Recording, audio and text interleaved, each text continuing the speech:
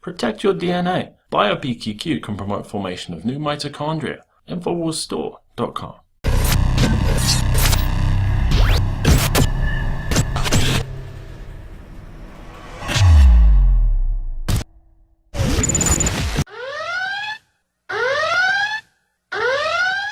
Well, as if things couldn't get any crazier on campuses across the nation, the protests going on at Mizzou have now segregated themselves by race. Supporters of the group Concerned Students 1950 assembled at the Student Center after a planned march got rained out. Then, according to an activist who was on scene, whites were asked to leave.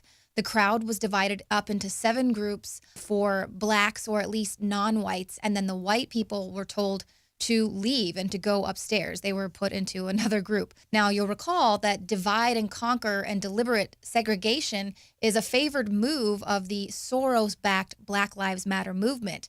Rules for whites were introduced during protests last winter, and one of Black Lives Matter's main activists was at Mizzou to ensure the blacks-only healing space was set up. Deliberate segregation is approved by the KKK, mind you, but it's also approved by the establishment. Divide and conquer ensures that people will never actually work together to effect real change. Now, we should all be on the same side, but keeping us apart actually nullifies the power of the people. Now, here we have people who think they're actually fighting the establishment, when in reality, you are the establishment. They will call for you to be fired for challenging their subjective feelings. They will literally call for police to arrest you, even if you are a journalist just trying to document their protest. Hey, who wants to help me get this reporter out of here? Campus police sent out an email to students telling them to report any hurtful speech, even though, as this email points out, hateful or hurtful speech is not a crime.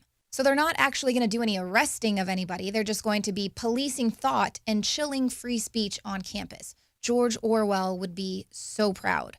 So progressives, they champion diversity, but not diversity of thought. But where have we seen such student tactics before?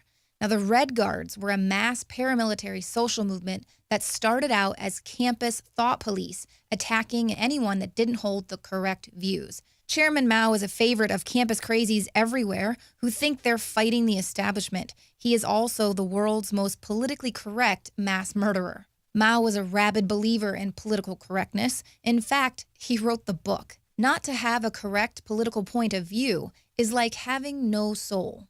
Those are the words of the Chinese communist leader who has the extreme distinction of having caused more deaths than any human in history, 50 to 70 million. That's more than Stalin and Hitler combined. Let's simplify this a little bit. Humans and ants have a lot in common. They're both very loyal, they have hard work ethic, and they also have a strong sense of community that allows them to build really complex societies. Humans and ants also have enemies that seek to destroy their way of life. The Ectoman wasp is a particularly dangerous foe for the type of warfare that it uses. Upon entering the colony, the ants will immediately attack it in order to protect their queen, but the wasp emits a pheromone that causes the ants to start attacking each other. With the ants fighting amongst themselves, the wasp moves further along, laying its parasitic egg which will destroy the colony, and the ants are totally hopeless to defend against it. So ask yourself, are you fighting the real enemy, or have you been soaked in socialist lefty lunacy, which seeks to destroy not only institutions of higher learning, but the entire colony by attacking the very principles that this country was founded upon? A new world order, a world where the rule of law, not the law of the jungle, governs the conduct of nations. When we are successful, and we will be, we have a real chance at this new world order, an order in which a credible United Nations can use its peacekeeping role to fulfill the promise and vision of the UN's founders.